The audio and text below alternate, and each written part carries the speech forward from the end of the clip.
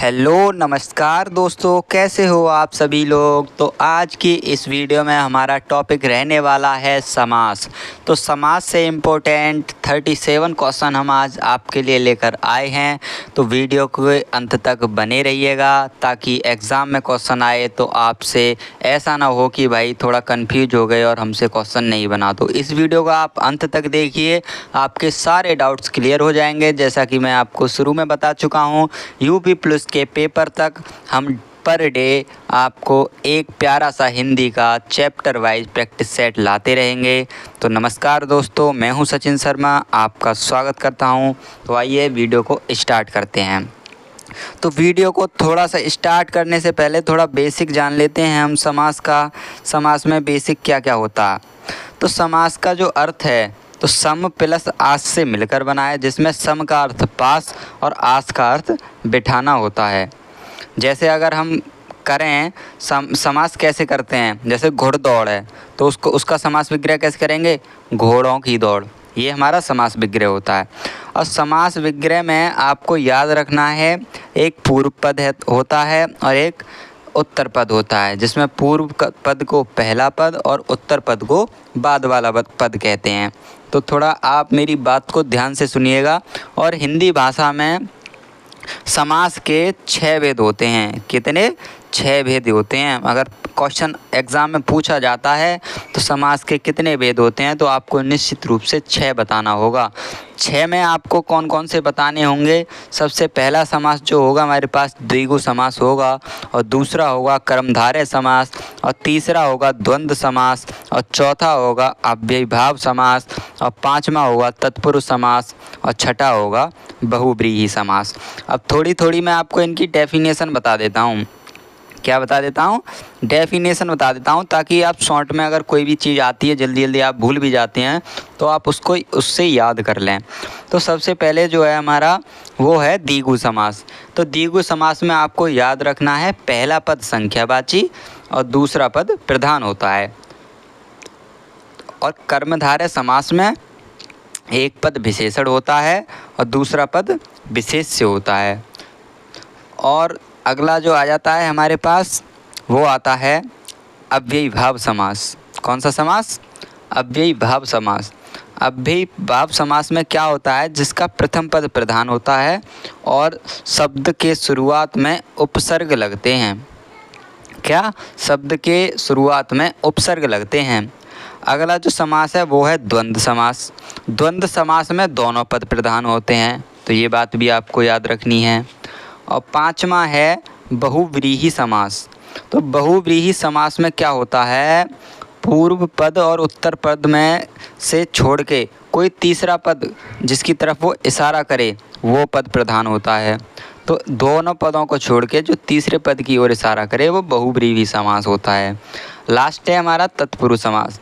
इसमें उत्तर पद प्रधान होता है, साथ ही कारक विभक्ति का लोप हो। जैसे कारक विभक्ति का लोप, जैसे हमारा एक छोटा सा एग्जाम्पल, राजपुत्र दे रखा हो। क्या दे रखा हो? राजपुत्र।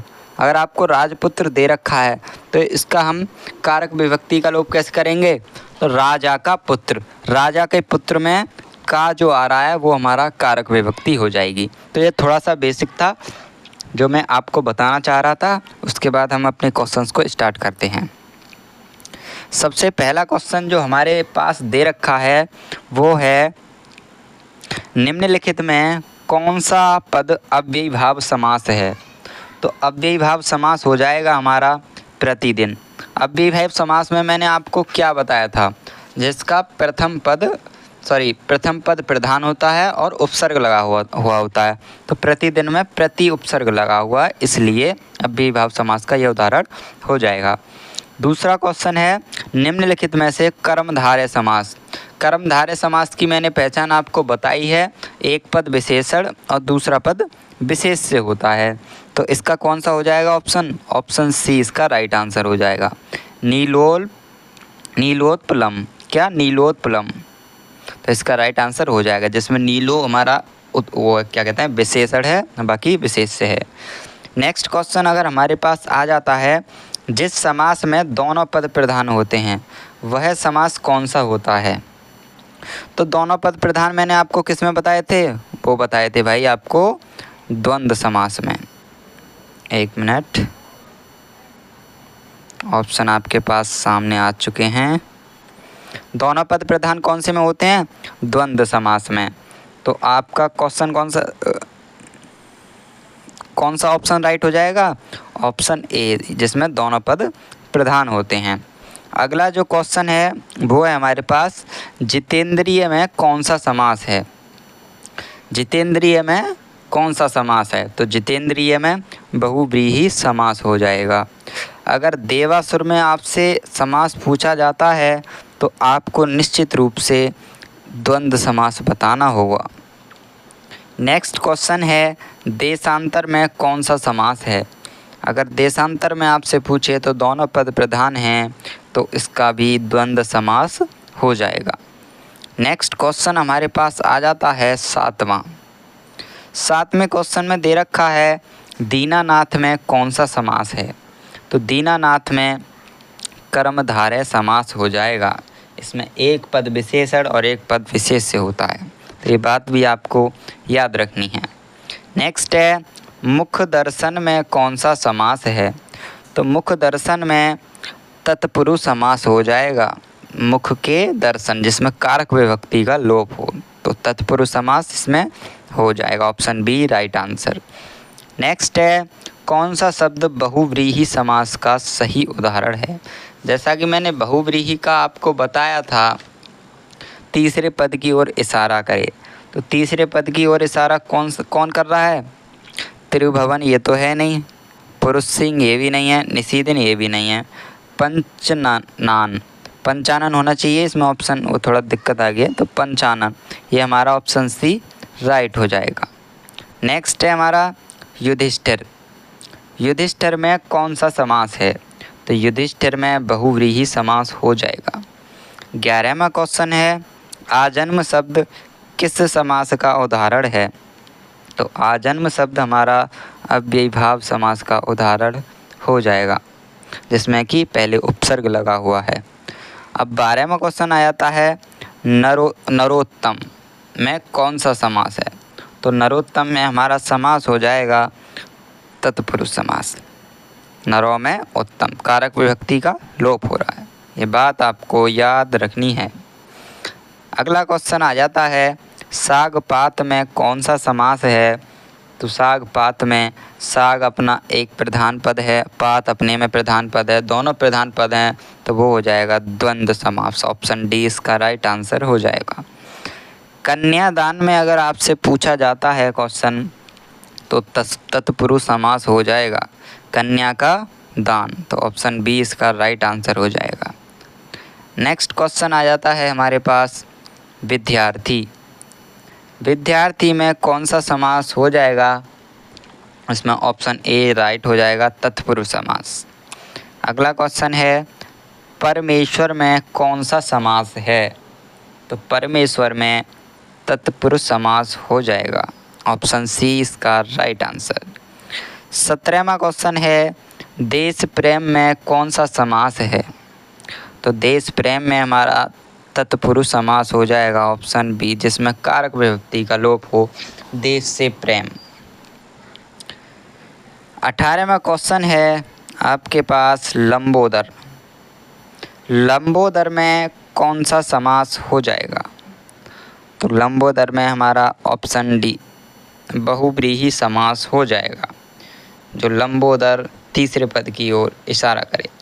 आपको बता दूं, बहुव्रीहि समास के मोस्टली जो एग्जाम्पल होते हैं वो भगवान की तरफ इशारा करते हैं। जैसे कि अगर आपसे त्रिलोचन पूछा जाता है तो वो शिव के लिए इशारा करता है, और पीताम्बर पूछे तो श्री कृष्ण के लिए, दशानन पूछे तो वो रावण के लिए, चतुरानन पूछे तो वो ब्रह्मा जी के लिए, चतुर्भुज पूछे तो वो विष्णु जी के लिए, और सुग्रीव पूछे तो जिसकी अच्छी गर्दन हो उसके लिए कुछ ऐसा कहा जाता है, और पंचमुखी पूछे तो वो हनुमान जी के लिए, और हिमकन्या पूछे तो पार्वती जी के लिए, नीलकंठ आप सभी को पता है शिव के लिए। तो ऐसे करके तीसरे शब्द की ओर इशारा करें, वो बहुव्रीहि समास के उदाहरण होते हैं। तो 19वां क्वेश्चन है, दसमुख। अभी मैंने बताया था दसमुख, दसमुख में क्या हो जाएगा भाई, दसमुख किसके थे, दसमुख रावण के थे, तो इसमें ऑप्शन बी इसका राइट आंसर हो जाएगा। अगला है चौराहा, चौराहा में कौन सा समास हो जाएगा, तो चौराहा, चौराहा में हो जाएगा हमारा द्विगु समास, जिसमें पहला पद संख्यावाची होता है। नेक्स्ट क्वेश्चन,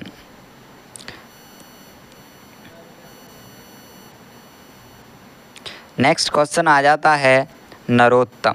नरोत्तम हमारा रिपीटेड क्वेश्चन है, तो इसका ऑप्शन तत्पुरुष समास राइट हो जाएगा, ऑप्शन बी। अगला क्वेश्चन है पीताम्बर। पीताम्बर में हमारा बहुव्रीहि समास हो जाएगा। कौन सा समास हो जाएगा, बहुव्रीहि समास हो जाएगा। अगला जो क्वेश्चन है हमारे पास वो है पंचवटी। पंचवटी में कौन सा समास है, तो इसमें भी बहुव्रीहि समास हो जाएगा। पंचवटी में बहुव्रीहि समास हो जाएगा। अगला जो क्वेश्चन है हमारे पास वो दे रखा है वनवास। वनवास में कौन सा समास होगा, तो वनवास में तत्पुरुष समास होगा। और 25वां है भाई बहन में कौन सा समास होगा, तो भाई अपने में प्रधान पद, बहन अपने में प्रधान पद, द्वंद्व समास का उदाहरण ऑप्शन ए इसका राइट आंसर हो जाएगा। अगला क्वेश्चन है चतुर्भुज। चतुर्भुज में कौन सा समास होगा, तो इसका ऑप्शन बी बहुव्रीहि समास होगा। क्या होगा, बहुव्रीहि समास होगा। चतुर्भुज किसका नाम है, विष्णु जी का नाम है। अगर आपसे नील कमल के बारे में पूछे तो आपको बताना होगा कौन सा समास हो जाएगा इसमें, तो इसमें कर्मधारय समास हो जाएगा। एक पद विशेषण, दूसरा पद विशेष्य। अगला क्वेश्चन साग पात में कौन सा समास होगा, तो दोनों पद प्रधान है, इसमें द्वंद्व समास का उदाहरण है, ऑप्शन डी इसका राइट आंसर हो जाएगा। अगला क्वेश्चन कन्यादान में कौन सा समास है, तो रिपीटेड क्वेश्चन है, तो तत्पुरुष समास बी ऑप्शन राइट आंसर हो जाएगा।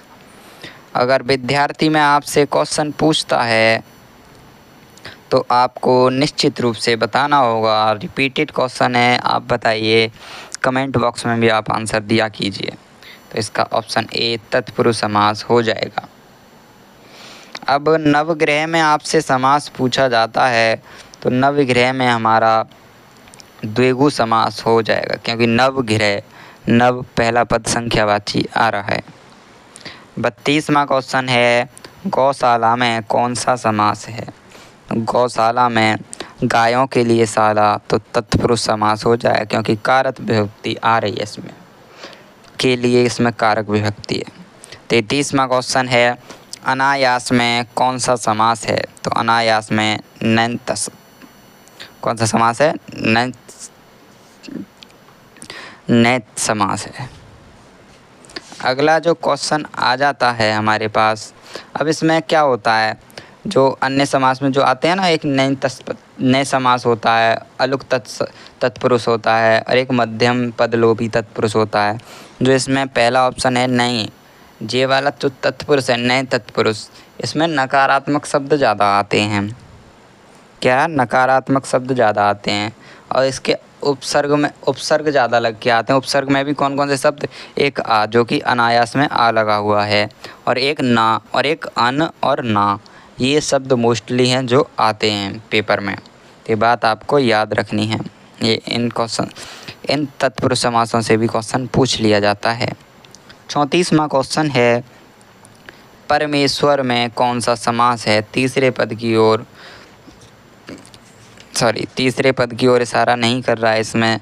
परमेश्वर में अव्ययीभाव समास हो जाएगा।